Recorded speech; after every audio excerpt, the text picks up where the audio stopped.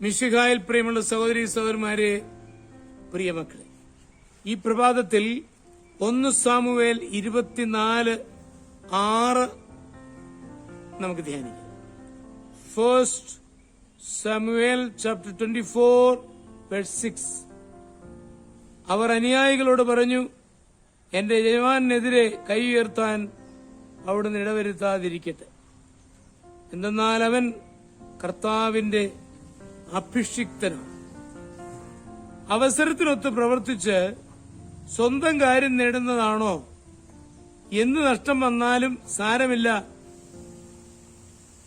ആദർശം വിട്ടൊന്നും പ്രവർത്തിക്കുകയില്ല എന്ന് നിശ്ചയിക്കുന്നതാണോ കൂടുതൽ ബുദ്ധിപൂർവമെന്ന ഒരു ചോദ്യം നമ്മിൽ പലരുടെയും മനസ്സിലൂടെ കടന്നുപോയേക്കാം. അടിസ്ഥാന ആദർശങ്ങൾ ബലികഴിക്കാതെ അതിന്മേൽ ഉറച്ചു ജീവിക്കുന്നതാണ് അന്തിമ വിജയത്തിലേക്കുള്ള മാർഗം. പലവിധ ബലഹീനതകൾ ദാവീദിനുണ്ടായിരുന്നെങ്കിലും താൻ ചില അടിസ്ഥാന പ്രമാണങ്ങളിൽ വിട്ടുവീഴ്ചയില്ലാതെ അതിൽ ഉറച്ചു ജീവിച്ചു. സൗളിനെ ഭയന്ന ദാവീദ് കാനനവാസം ചെയ്ത കാലത്ത് ഒരു ഗുഹാമുഖത്ത് ഇരുന്ന് സൗളിനെ പിന്നിൽ നിന്ന് കുത്തിക്കൊല്ലുവാൻ ദാവീദിന് ഒരു അവസരം ലഭിച്ചു.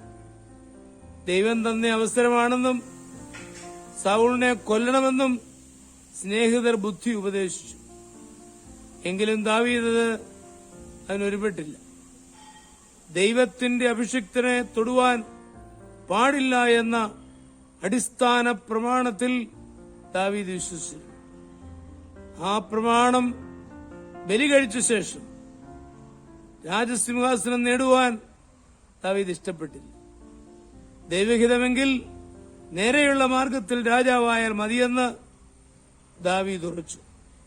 കയ്യിൽ കിട്ടിയ പക്ഷിയെ വിട്ടയച്ച ശേഷം ദൈവഹിതമെങ്കിൽ തിരികെ വരുമ്പോൾ പിടിക്കാമെന്ന് പ്രതീക്ഷിക്കുന്നതിന് തുല്യമായിരുന്നു ദാവീദിന്റെ പ്രവൃത്തി. ലോകപ്രകാരം ബുദ്ധിശൂന്യമെന്ന് തോന്നുമെങ്കിലും ഫലത്തിൽ അത് പരാജയമായിരുന്നില്ല. ദൈവം ദാവീദിനെ പിന്നീട് രാജാവാക്കുക തന്നെ ചെയ്തു. കാര്യസാധ്യത്തിനായി നമ്മുടെ ഉള്ളിലുള്ള അടിസ്ഥാന ആദർശങ്ങളെ നാം അവഗണിക്കരുത്. വിജയം നിശ്ചയമാണ്. ആദർശങ്ങൾ അവഗണിച്ചു നേടുന്ന സമ്പാദ്യങ്ങൾ വന്നതുപോലെ പറന്നുപോകും. നമ്മുടെ കർത്താവ് ഈശോ മിശിഹായുടെ കൃപയും പിതാവായ ദൈവത്തിന്റെ സ്നേഹവും പരിശുദ്ധാത്മാവിന്റെ സഹവാസവും പരിശുദ്ധ അമ്മയുടെ മധ്യസ്ഥതയും നിങ്ങളെല്ലാവരോടും കൂടി ധാരാളമായിട്ടുണ്ടായിരിക്കും, എപ്പോഴും എപ്പോഴും എന്നേക്കും. ആമേൻ.